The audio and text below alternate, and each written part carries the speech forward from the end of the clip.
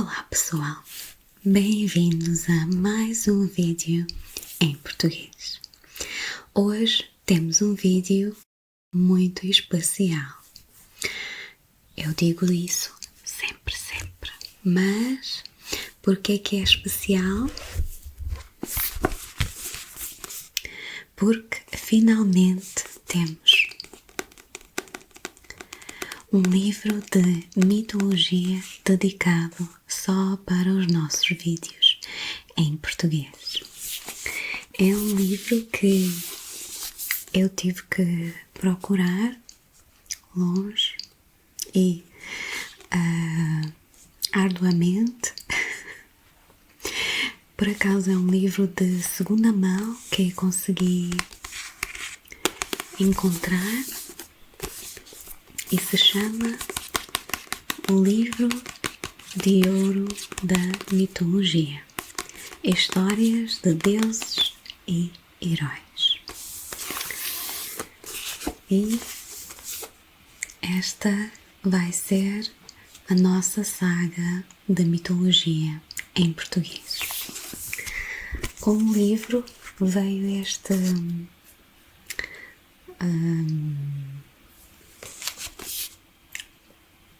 agora de repente não me lembro do nome, mas basicamente é para colocar onde vocês pararam de ler. É super bonitinho, tipo,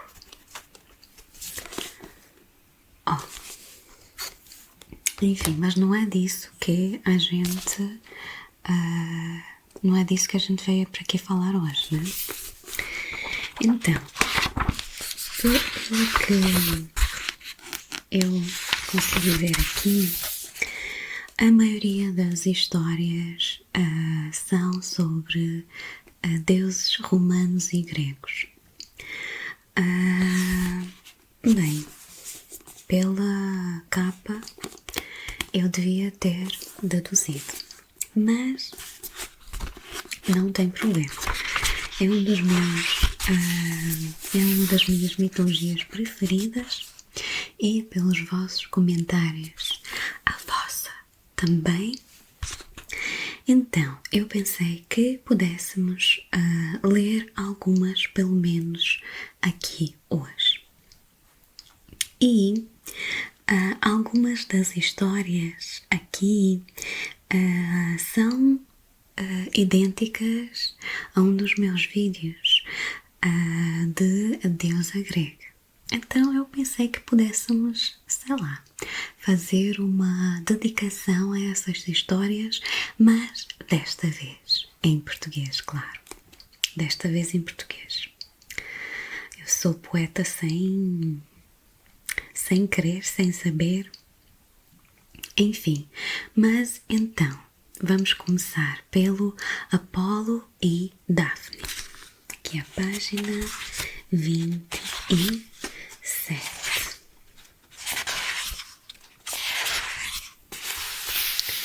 Apolo e Daphne. Daphne foi o primeiro amor de Apolo. Não surgiu por acaso, mas pela malícia de Cupido. Apolo viu o menino brincando com o seu arco e as setas. E, estando ele próprio muito envaidecido com a sua recente vitória sobre Python, disse-lhe: "Que tens a fazer com armas mortíferas, menino insolente? Deixa-as para as mãos de quem delas sejam dignos." A forma de escrever aqui é, enfim, palavras caras. Vê a vitória que com elas alcancei contra a vasta serpente que estendia o corpo venenoso por grande extensão da planície. Contenta-te com a tua tocha, criança, e atiça tua chama, como costumas dizer, mas não te atrevas. Como costumas dizer, mas não te atrevas a interromper-te com minhas armas. Ué?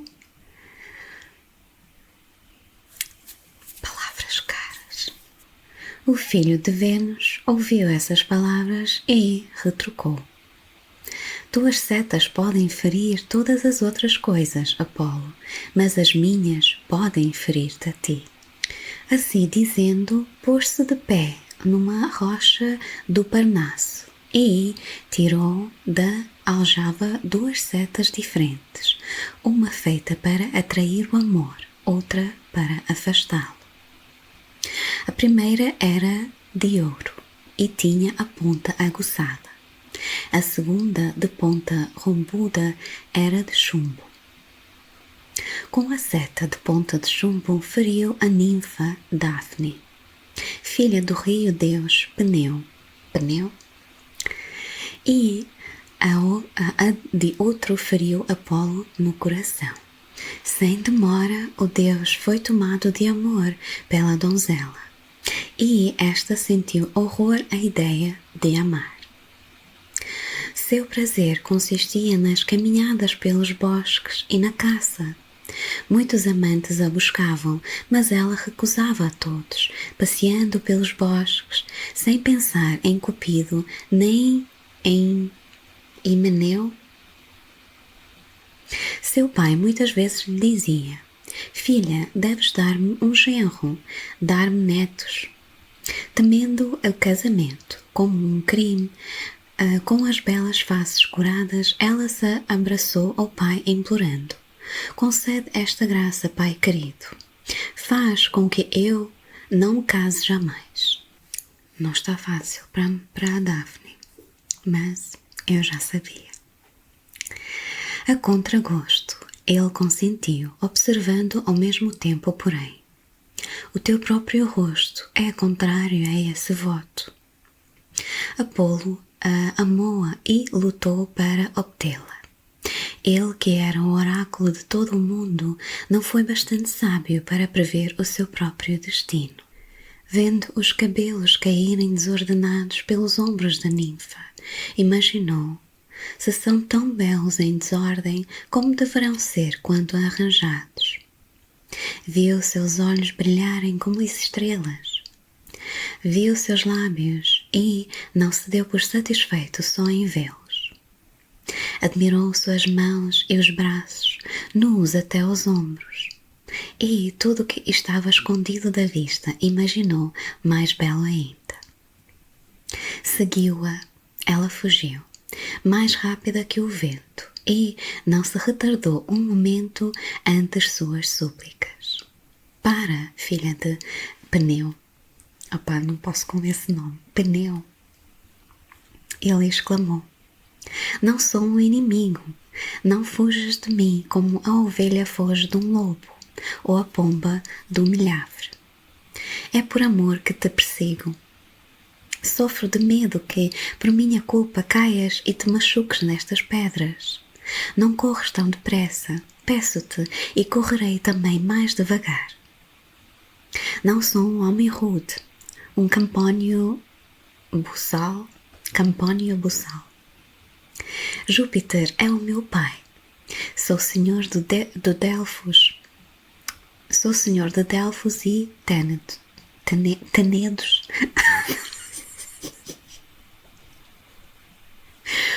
Isto só uma aldeola no meio dos montes em Portugal. Tá. Júpiter é o meu pai, sou o senhor de Delfos e Tenedos, e conheço todas as coisas presentes e futuras. Sou o deus do canto e da lira. Minhas setas voam certeiras para o alvo, mas há uma seta mais fatal que as minhas atravessou o meu coração. Sou o deus da medicina e conheço a virtude de todas as plantas medicinais, mas sofro de uma enfermidade que bálsamo algum pode curar. Eu juro, estas palavras caras, a metade delas nem eu entendo. Quer dizer, eu entendo, mas já faz tempo que eu não via tantas palavras caras em português. A ninfa continuou sua fuga, nem ouvindo de todo a súplica do deus. E mesmo ao fugir, ela o encantava. O vento agitava-lhe as vestes e os cabelos desatados lhe caíam pelas costas. O Deus sentiu-se impaciente ao ver desprezados os seus rogos e, excitado por Cupido, diminuiu a distância que o separava da jovem. Era como um cão perseguindo uma lebre, com a boca aberta, pronto para apanhá-la, enquanto o débil animal avança escapando no último momento. Assim voavam o Deus e a Virgem, ela com as asas do medo e ele com as asas do amor. O perseguidor é mais rápido, porém, e adianta-se na carreira. Sua respiração ofegante já atinge os cabelos da ninfa. As forças da Daphne começaram a fraquejar e, prestes a cair, ela invocou seu pai, o Rio Deus. Ajuda-me, pai. Abra a terra para envolver-me, ou mudar as minhas formas, que me têm sido tão fatais.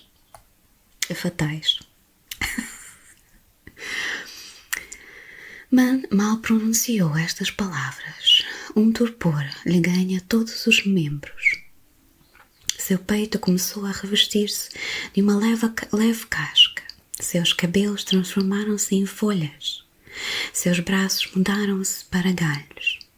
Os pés cravam-se no chão, como raízes. Seu rosto tornou-se o cimo do arbusto, nada conservando do que fora, a não ser a beleza. Apolo abraçou os ramos da árvore e beijou ardentemente a madeira. Os ramos afastaram-se dos seus lábios. Já que não pode ser a minha esposa, exclamou o Deus, serás a minha planta preferida. Usarei as tuas folhas como coroa. Com elas enfeitarei minha lira e minha alja. E quando os grandes conquistadores romanos caminharem para o Capitólio à frente dos cortejos triunfais, será usada como coroa para as suas frontes. E, tão eternamente jovem quanto eu próprio, também hás de ser verde e as tuas folhas não envelhecerão. Não parecerá estranho, sem dúvida, que Apolo fosse o deus tanto da música como da poesia, mas o há de parecer o fato de a medicina fazer companhia àquelas duas artes. O poeta Armstrong, que era médico, assim explica o motivo. Exaltado a alegria por si mesma, o sofrimento a música alivia. Os priscos sábios adoravam assim a medicina, o canto e a melodia. Os poetas fazem frequentemente alusão ao episódio da Daphne e de Apolo. Waller compara-o ao caso aqueles cujos versos de amor, embora não conseguirão abrandar o coração da amada, servem para trazer fama ao poeta. O que cantou, porém, com tal paixão, não foi cantado nem sentido em vão. Se foi surda a amada ao canto seu, o canto aos outros homens comoveu. Assim Febo, deixando a ilusória paixão no louro, pôs a eterna glória. Então, essa é a história. Deixa eu ver aqui se tem mais alguma coisa. Essa é a história de Apolo e Daphne. É realmente uma história triste, porque, pronto, né?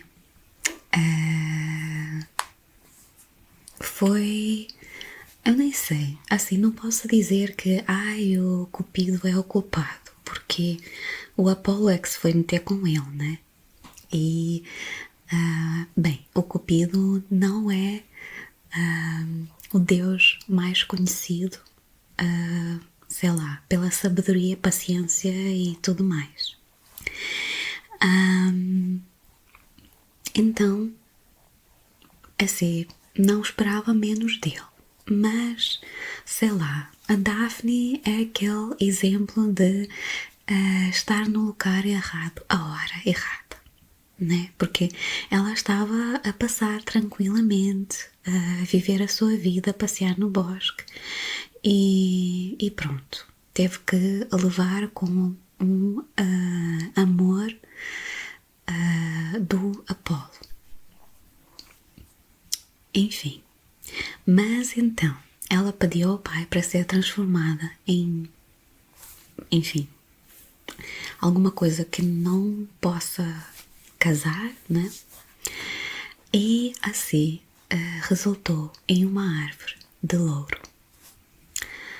E pronto, já que o Apolo a amava tanto, ele decidiu usar os poderes dele para fazer com que a árvore de louro ficasse uma árvore que as folhas não caem, né? Nem sei como é que se chama em português, mas é uma evergreen em inglês.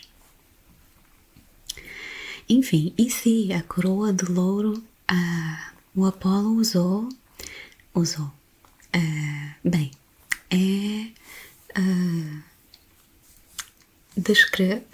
descrito que ele usou e também se vê em pinturas, estátuas, etc. E também, como ele falou,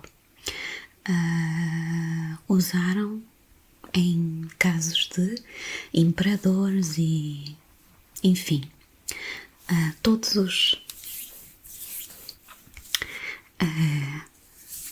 toda essa gente XPTO. Mas enfim, é essa a história da Daphne e da Apolo.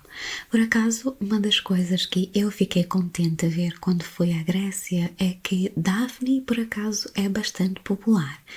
Tem, em termos de souvenirs que uma pessoa pode comprar, tem várias coisas, inclusive estátuas, pequenas estátuas dela, tinha perfumes, tinha enfim, várias coisas que eu vi que tinha o nome da Daphne, e eu achei que fosse sei lá, que fosse justo, no sentido de, mesmo que ela não fizesse parte de toda essa gente, os deuses do Olimpo, mas já que ela era amada do Apolo e Apolo era um dos deuses preferidos e mais brilhantes, assim ela também vive na memória. Mas vamos continuar e a próxima história que eu queria ler é uma outra que eu mencionei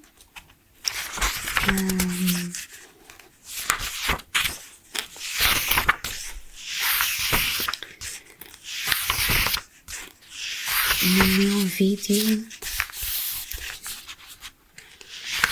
onde eu falo das histórias de amor. Então vamos dedicar este vídeo também às histórias de amor. E esta próxima história é sobre Vênus e Adonis. Essa é uma história com um final até que feliz, mas vamos ler. Brincando certo dia com seu filho Cupido, Vênus feriu o peito em uma das suas setas. Afastou a criança, mas a ferida era mais profunda do que pensará. Antes de curá-la, Vênus viu um Adonis e apaixonou-se por ele. Já não se interessava por seus lugares favoritos, Pafos, Cnidos e Amatos, ricos em metais. Afastava-se mesmo do céu, pois Adonis era mais caro. Seguiu-lhe, fazia-lhe companhia. Ela, que gostava de se reclinar à sombra, sem outras preocupações a não ser de cultivar seus encantos, anda pelos bosques e pelos montes, vestida como uma caçadora diana. Chama seus cães e caça lebres e cervos, ou outros animais fáceis de caçar, abstendo-se, porém, de perseguir os lobos e os ursos, rescindendo ao sangue dos rebanhos. Também recomenda a Adonis que tenha cuidado com tão perigosos animais. Ser bravo com os tímidos. A coragem contra os corajosos não é segura. Evita expor-te ao perigo e ameaçar minha felicidade.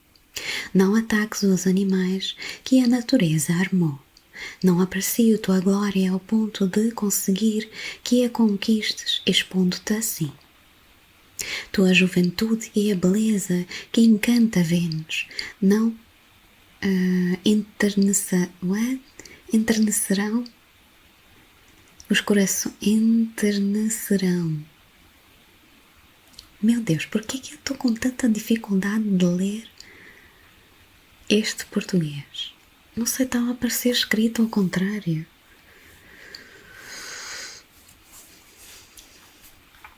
Ok. Tua juventude e a beleza que encanta Vênus não enternecerão os corações dos leões e dos rudes javalis. Pensa em suas terríveis garras e em sua força prodigiosa. Odeio tanto a raça deles. Queres saber porquê? E então contou a história da Atalanta e Hipómenes, que ela transformará em leões para castigo da ingratidão que lhe fizeram. Tendo feita essa advertência, Vênus abriu ao seu carro puxando por cisnes e partiu através dos ares. Adonis, porém, era demasiadamente altivo para seguir tais conselhos. Os cães haviam expulsado um javali de seu covil e o jovem lançou seu dardo, ferindo o animal de lado. A fera arrancou o dardo com os dentes e investiu-se contra Adonis, que virou as costas e correu. O javali, porém, alcançou-o, cravou-lhe os dentes no flanco e deixou-o moribundo na planície. Vênus, em seu carro puxando os cisnes, ainda não chegará a Chipre, quando ouviu, cortando o ar, os gemidos do seu amado, e fez voltar para a terra. Quando se aproximou e viu do alto o corpo sem vida de Adonis, coberto de sangue, desceu e, curvando-se sobre ele, esmurrou o peito e arrancou os cabelos. Acusando as parcas, exclamou: sua ação, porém, constituiu um triunfo parcial. A memória de meu sofrimento perdurará, e o espetáculo da tua morte e as tuas lamentações, meu Adonis, será anualmente renovado. Teu sangue será mudado numa flor. Este consolo ninguém pode negar-me. Assim falando, espalhou o néctar sobre o sangue e, se misturarem com os dois líquidos, levantaram-se as bolhas, como numa lagoa quando cai a chuva. E no espaço de uma hora nasceu uma flor cor de sangue, como a de romã. Uma flor de vida curta, porém. Dizem que o vento lhe abre os botões e depois arranca e dispersa as pétalas. Assim é chamada de anêmona, ou flor do vento, pois o vento é a causa tanto do seu nascimento como da sua morte. Milton faz alusão ao episódio de Vênus e Adonis em Comus.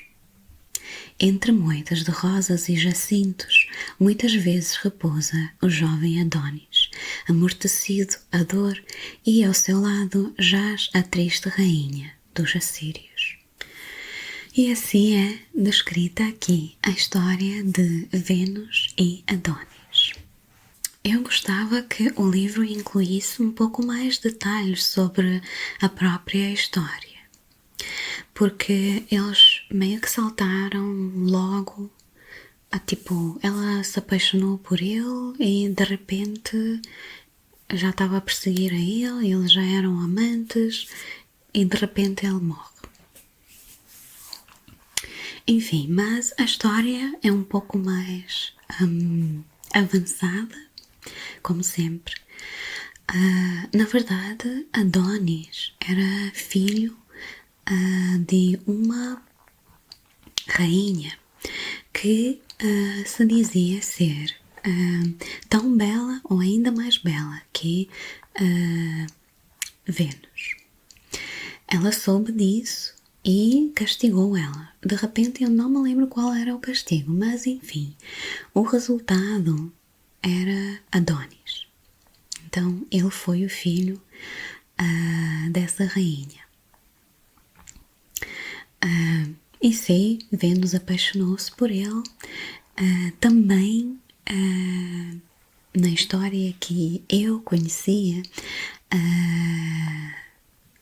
não dizia que ela apaixonou-se por ele porque ela meio que se machucou com uma das setas de Cupido. Mas na verdade foi, na verdade, eu aqui a constatar fatos. Enfim, na história que eu sei e que eu contei nesse outro vídeo, o Adonis era muito bonito. E era tão bonito que, lá está, mesmo a Vênus, que era deusa de amor, se apaixonou por ele. Enfim, qual é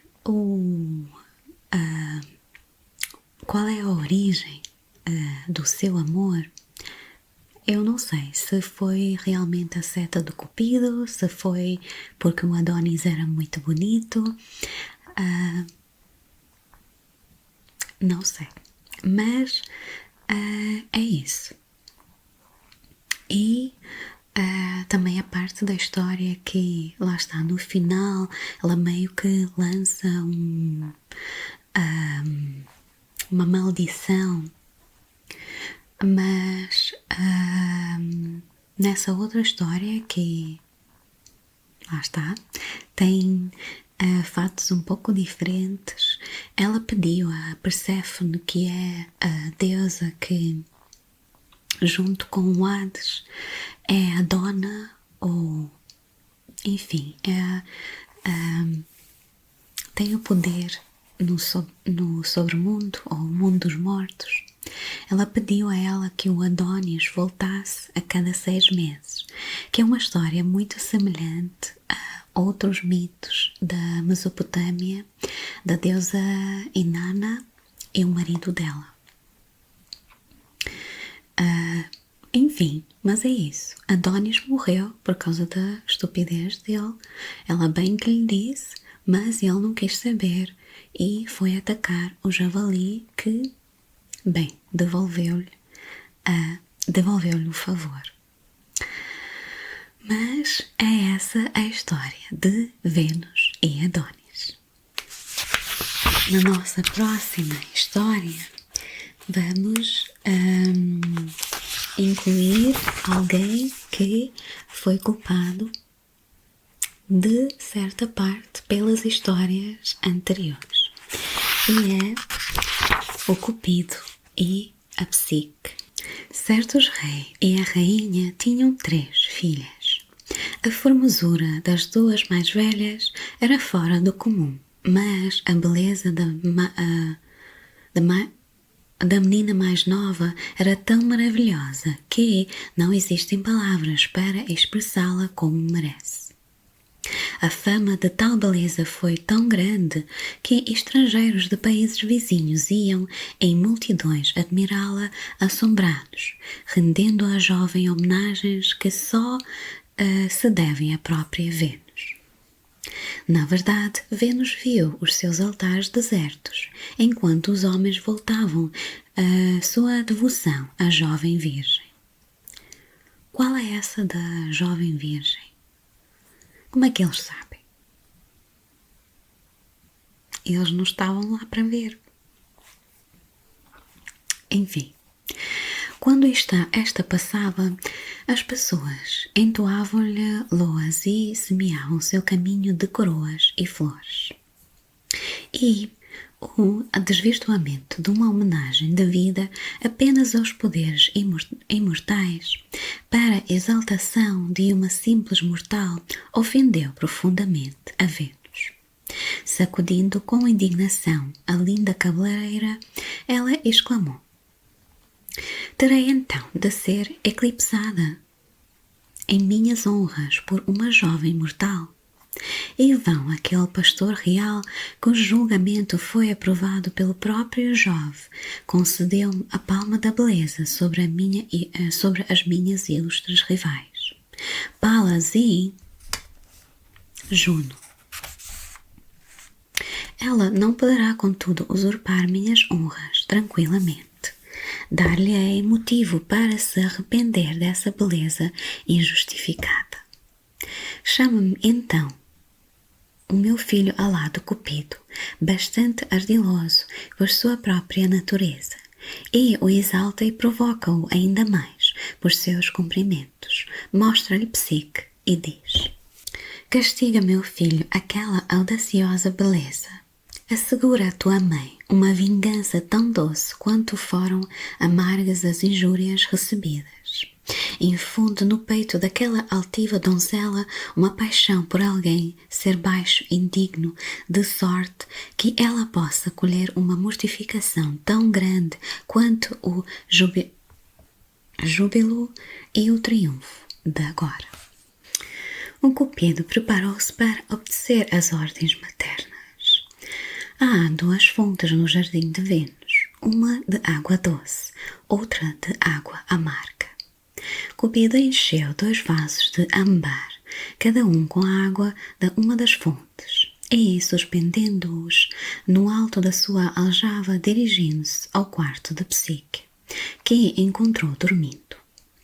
Derramou então algumas gotas de água de fonte amarga sobre os lábios da jovem, embora ouvi-la quase fosse tomando de piedade. Depois tocou-a de lado com a ponta de uma seta. Ao contato, Psique acordou e abriu os olhos diante do Cupido, ele próprio invisível, que, perturbado, feriu-se com a própria seta. Descuidando-se do ferimento, o único pensamento do Deus consistia em desfazer o mal que fizerá, e derramou as balsâmicas gotas de alegria sobre os sedosos cabelos da jovem. Psique, daí em diante, desdenhada por Vênus, não tirou vantagem de todos os seus encontros. É bem certo que todos os olhos a contemplavam com admiração e todas as bocas a exaltavam, mas nenhum rei, príncipe ou plebeu apresentava-se para pedi-la em casamento. A tragédia. Suas 2 irmãs mais velhas, muito menos belas, dá muito se haviam casado com 2 príncipes herdeiros, enquanto Psique, em seus aposentos, deplorava a solidão, irritada com uma beleza que, embora trazendo uma prodigalidade de louvores, não conseguirá despertar amor. A sério, este português caro está a dar cabo da minha cabeça.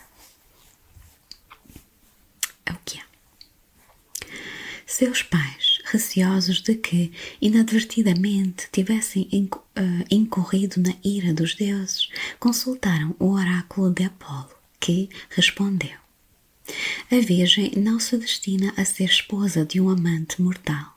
Seu futuro marido a espera no alto da montanha. É um monstro de quem nem os deuses nem os homens podem resistir. Essa terrível predição do oráculo encheu a todos do desânimo. E os pais da jovem entregaram-se ao desespero. Psique, porém, disse: Por que me lamentais, queridos pais? Devereis antes ter sofrido quando todos me acumulavam de honras indevidas e a uma voz me chamavam de Vênus. Percebo agora que sou vítima daquele nome. Resigno-me. Levai-me àquele rochedo a que me destinou nem desventurado destino. E assim, tendo sido preparadas todas as coisas, a donzela real tomou seu lugar no cortejo, que mais parecia um funeral que um casamento, e com os seus pais entre as lamentações do povo subiu a montanha, no alto da qual deixaram-na só, voltando para casa, com os corações afogados em tristeza.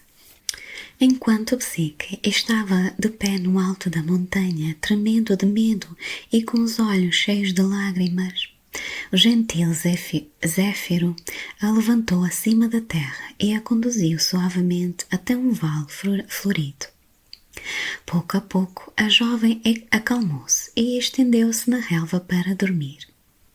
Ao despertar, refeita pelo sono, olhou no torno e viu bem perto um lindo bosque de árvores altas e majestosas. Entrou no bosque e no meio dele encontrou uma fonte de águas puras e cristalinas, e mais adiante um magnífico palácio cuja augusta fachada dava a impressão de que não se tratava de obras de mortais, mas de venturosa morada de um dos deuses. Tomada de espanto e admiração, a menina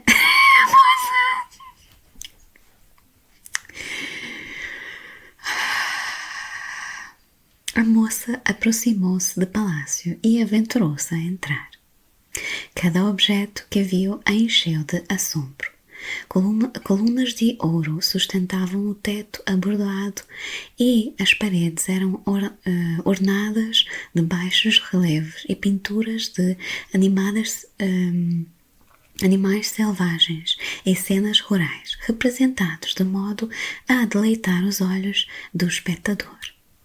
Continuando a avançar, Psique percebeu que, além dos aposentos majestosos, havia outros repletos de tesouros e de todos os mais belos produtos de natureza e de arte. Enquanto admirava, uma voz se fez ouvir, embora a jovem não visse quem quer que fosse, dizendo essas palavras: Soberana Dama, tudo que vês é teu. Nós, cujas vozes ouves, somos teus servos, obedecendo as tuas ordens com a maior atenção e diligência. Retira-te, pois, para teu quarto e repousa em teu leito, e, quando tiveres descansado, poderás banhar-te. A ceia te espera no aposento adjacente, quando te aprouver ali te assentares. Psique atendeu às recomendações dos servos invisíveis. Depois de repousar e banhar-se, sentou-se no aposento contíguo, onde imediatamente surgiu uma mesa sem qualquer servidor visível, com os pratos e vinhos mais deliciosos. Também seus ouvidos foram deleitados com música tocada por executantes invisíveis, um dos quais cantava, outro tocava alaúde, enquanto os demais completavam a maravilhosa harmonia de um coro perfeito. Psique ainda não verá o marido que lhe estava destinado. Ele vinha apenas nas horas da escuridão e partia antes do amanhecer, mas suas expansões eram repletas de amor e inspirou nela uma paixão semelhante. Muitas vezes ela implorava ao amante que ficasse e a deixasse olhá-lo, mas ele não consentia. Ao contrário, recomendou-lhe que não fizesse qualquer tentativa para vê-lo, pois ele tinha bons motivos para se esconder. «Por que é que queres tanto me ver?» perguntava. «Podes duvidar do meu amor? Tens algum desejo que não foi satisfeito?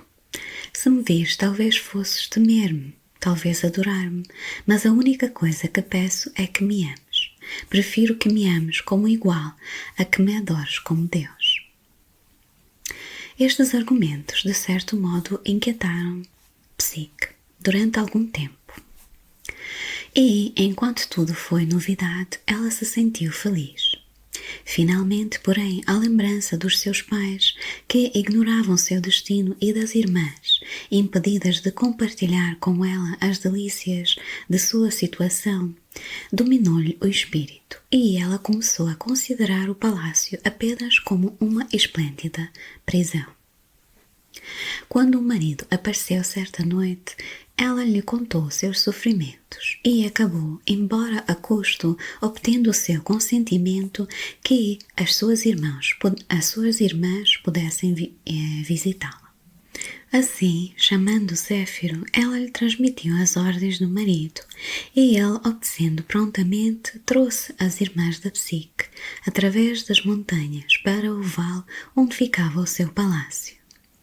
Elas a abraçaram e a jovem retribuiu-lhes as carícias. Vinde, disse Psique, entrai em minha casa e responde do que vossa irmã tem para vos oferecer. Então, tomando-as pelas mãos, levou-as ao seu palácio de ouro e entregou aos cuidados dos criados invisíveis, ao fim de que se banhassem, fossem servidas à mesa e admirassem os números tesouros. A vista daqueles dons celestiais fez com que a inveja penetrasse o coração das duas, vendo que a sua irmã mais nova possuía tais riquezas e esplendores muito superiores aos seus. Fizeram a Psique inúmeras perguntas, entre outras, que espécie de pessoa era seu marido. Psique respondeu que era um belo jovem que geralmente passava o dia caçando nas montanhas. As irmãs, não satisfeitas com essa resposta, fizeram-na confessar que nunca o virá. Trataram então de encher o coração da jovem de sômbrias desconfianças. Lembra-te, disseram, que o oráculo pitiano anunciou que tu te casarias com um monstro horrível e tremendo. Os habitantes desse vale dizem que o teu marido é uma terrível e monstruosa serpente que te nutre, por enquanto, com alimentos deliciosos a fim de devorar-te depois. Ouve o nosso conselho, munde-te de uma lâmpada e de uma faca afiada, esconde-as de maneira que o teu marido não possa achá-las, e quando ele estiver dormindo profundamente, sai do leito, traz a lâmpada e vê com os teus próprios olhos se o que dizem é verdade ou não. Se é, não hesites em cortar-lhe a cabeça e recuperares a tua liberdade. Psique resistiu a esses conselhos tanto quanto pôde, mas eles não deixaram de impressioná-la. E, depois que as suas irmãs se retiraram, o efeito das suas palavras e a própria curiosidade da jovem tornaram-se bastante fortes para que ela pudesse resistir. Assim, preparou a lâmpada e a faca afiada e escondeu-as do marido. Quando ele adormeceu, Psique levantou-se sem fazer ruído e, trazendo a lâmpada, divisou não um monstro horripilante, mas o mais belo e encantador dos deuses. Com madeixas louras caindo sobre o pescoço cor da neve e as faces róseas. Um par de asas nos ombros, mais brancas que a neve, de penas brilhantes como as flores de primavera. Ao baixar a lâmpada para ver o rosto do marido mais de perto, uma gota de óleo ardente caiu no ombro do Deus, que, assustado, abriu os olhos e encarou a Psique. Depois, sem uma palavra, abriu as brancas asas e voou através da janela. Psique, na vã tentativa de segui-lo, caiu da janela ao sol.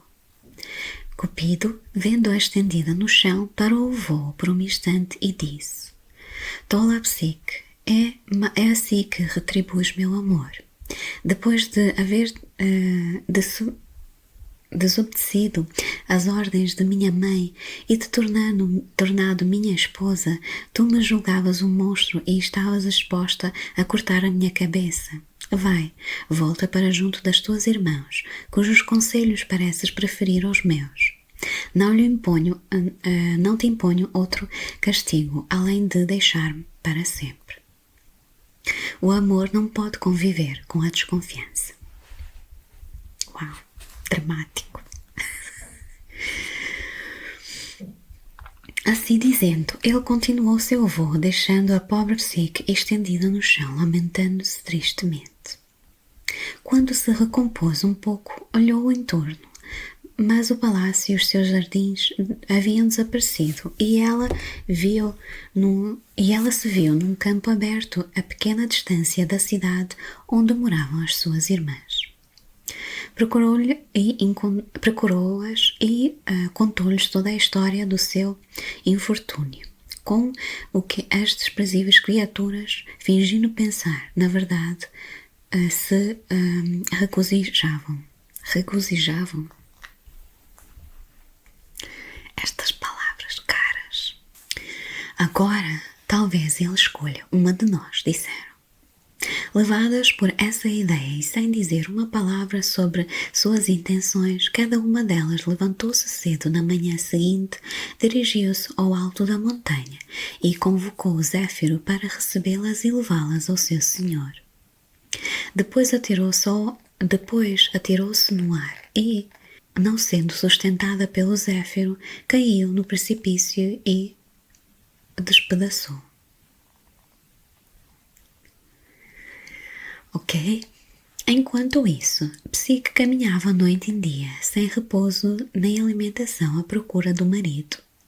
Tendo avistado uma imponente montanha em cujo cume havia um templo magnífico, disse consigo mesma suspirando: talvez meu amor, meu senhor, habita ali.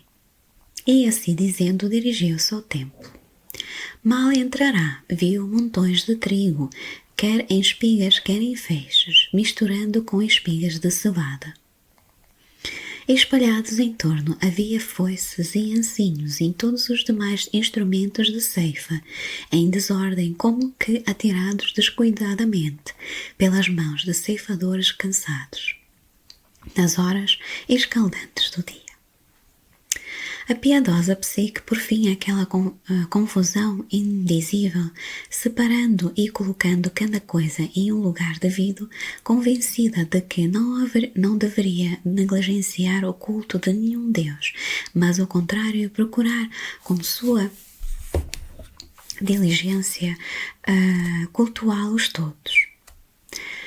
A Santa Ceres, de quem era aquele templo, vendo a jovem tão piedosamente ocupada, assim lhe falou: ó Psyche, em verdade digna de nossa piedade, embora eu não possa proteger-te contra a má vontade de Vênus, posso ensinar-te o melhor meio de evitar a desagradá-la. Vai e voluntariamente rende-te à tua deusa e soberana, e trata de conseguir-lhe o perdão pela modestia e submissão, e talvez ela te restitua o marido que perdeste. Psyche obedeceu à ordem da Ceres e dirigiu-se ao templo de Vênus, tentando fortalecer o espírito e repetindo em voz baixa o que iria dizer e como tentaria apaziguar a divindade irritada, compreendendo que o caso era difícil e talvez fatal. Vênus recebeu-a com ira estampada na fisionomia. Tu, a mais ingrata e infiel das servas, lembras-te afinal que tens realmente uma senhora? Exclamou. Ou talvez vieste para ver teu marido enfermo, ainda guardando o leito em consequência da ferida que lhe causou a amada esposa. És tão pouco favorecida e tão desagradável que o único meio pelo qual podes merecer teu amante é a prova de indústria e diligência. Farei uma experiência de tua capacidade como dona de casa. Ordenou então a Psyche que fosse ao celeiro do seu templo, onde havia grande quantidade de trigo, aveia, milhete, esvilhaças, feijões, lentilhas preparados para a alimentação dos pombos sagrados, e disse: separa todos esses cereais, colocando um em cada acordo com sua qualidade, e trata de fazer isso antes de anoitecer. Depois Vênus partiu, deixando a jovem. Psique, porém, quedou consternada, não é? Consternada, diante uma imensidade de trabalho, estúpida e calada, sem mover um dedo. Enquanto estava ali, desesperada, Cupido incitou a formiguinha, nativa dos campos,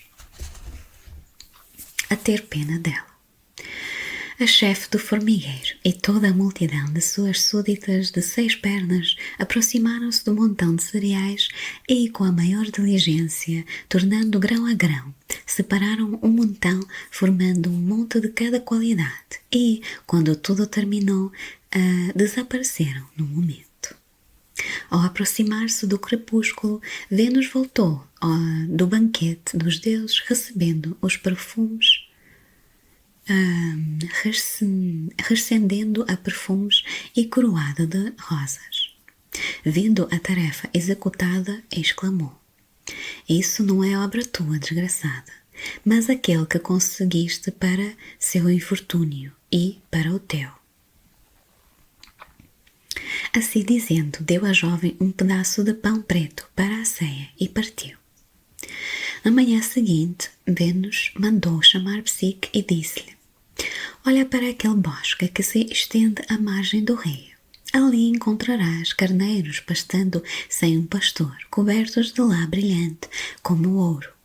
Vai buscar-me uma amostra daquela lã preciosa colhida de cada um dos velocínios. Docilmente, Psique dirigiu-se à margem do rio, disposta a fazer o que estivesse ao seu alcance para executar a ordem. O rio, Deus, porém, inspirou aos juncos harmoniosos murmúrios que pareciam dizer: Ó donzela duramente experimentada,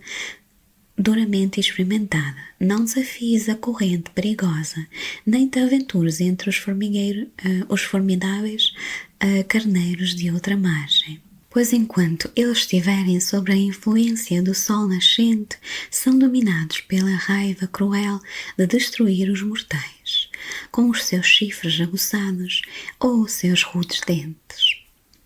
Quando, porém, o sol do meio-dia estiver levado o rebanho para a sombra e o espírito sereno do rio o tiver acalentado para descansar, podes atravessar entre ele sem perigo e encontrarás a lã de ouro nas moitas de arbustos e nos troncos das árvores.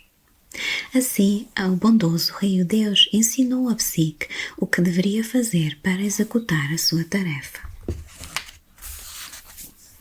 E, seguindo as suas instruções, ela em breve voltou para junto de Vênus com os braços cheios de lã de ouro.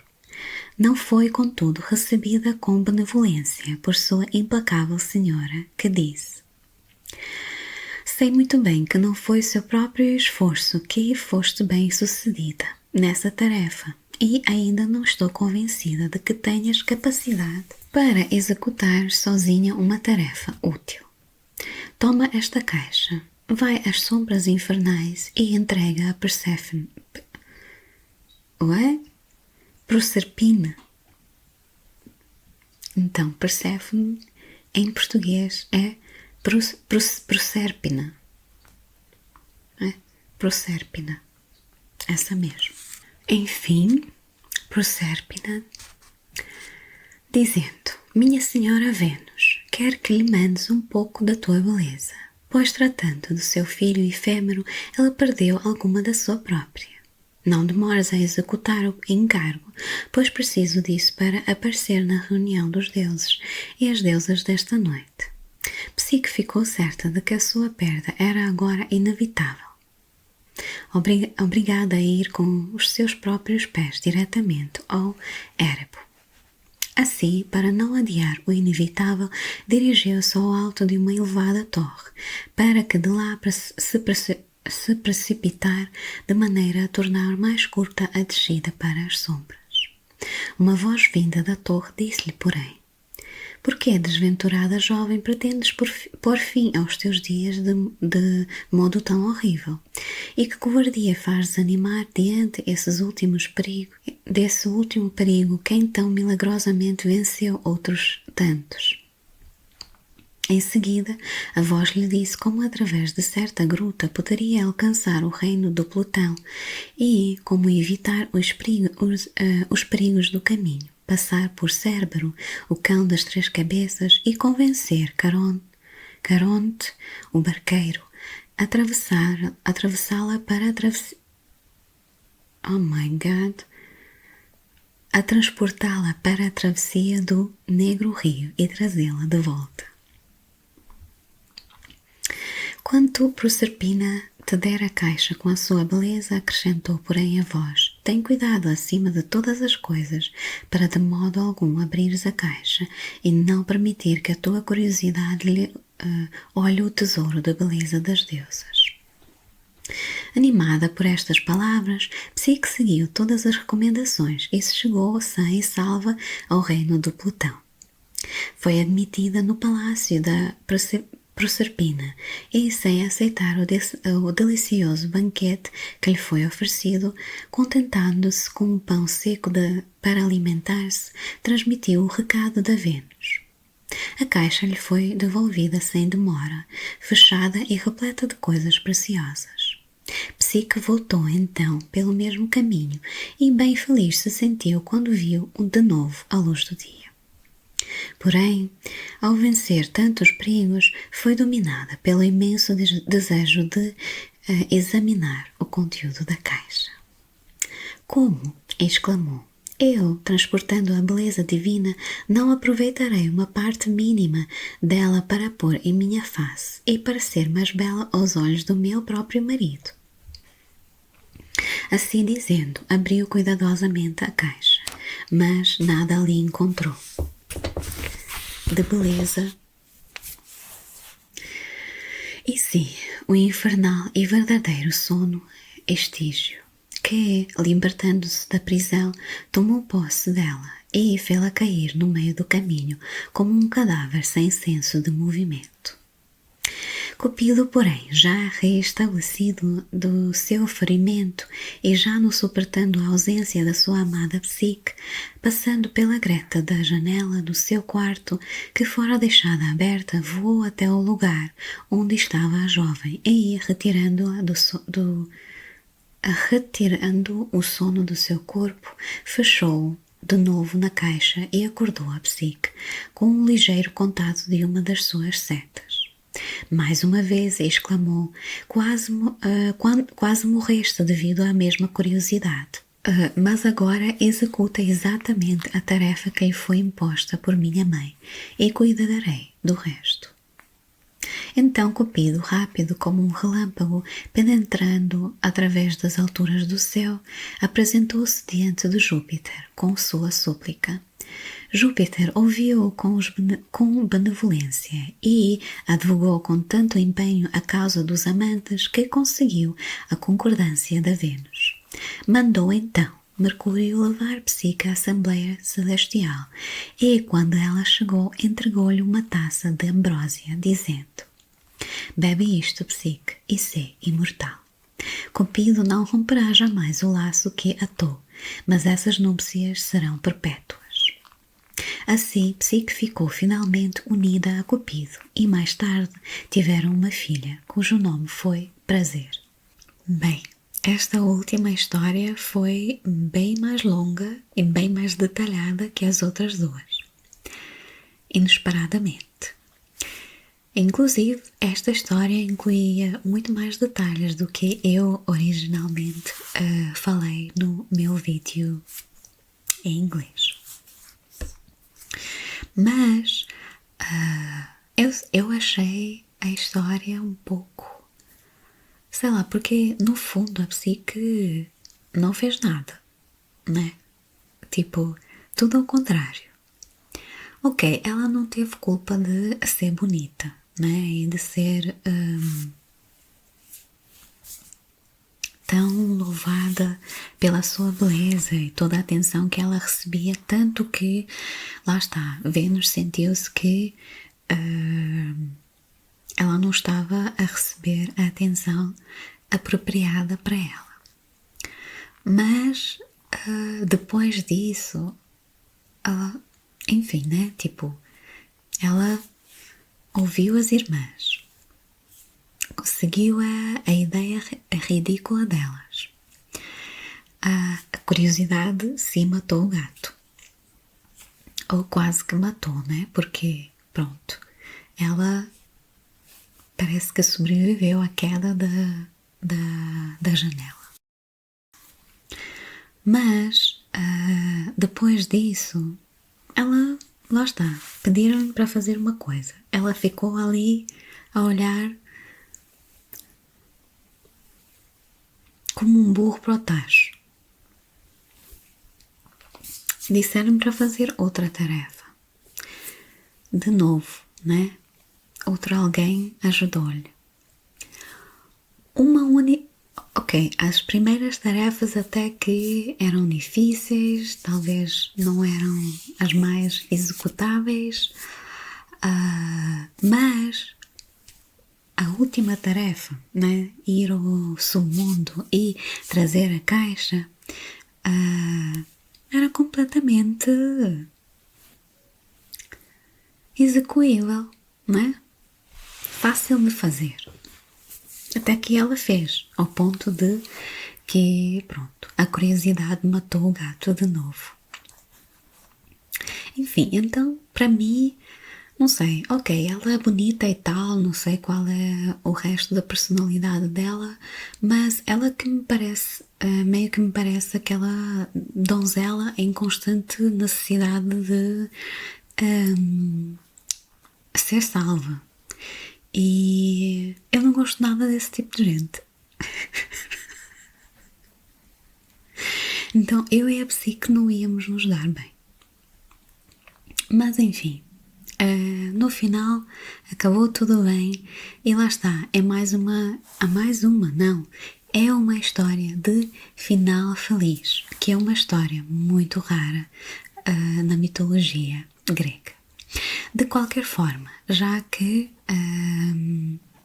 temos aqui 3 histórias bem interessantes hoje, acho que vou concluir o meu vídeo aqui e, sei lá, este livro não posso dizer que foi de encontro com as minhas expectativas. Eu acho que até o meu cérebro está meio que a tentar encontrar palavras mais caras para tentar adaptar-se àquilo que a gente esteve a ler hoje. De qualquer forma, espero que vocês gostaram. Acho que vou usar este livro mais algumas vezes, pelo menos, já que o tenho aqui agora. Mas, enfim, acho que foi ótimo relembrar estas histórias e espero que vocês aprenderam ou, sei lá, aproveitaram esta pequena leitura para relaxar. Muito obrigada por assistirem o vídeo e vos vejo da próxima vez.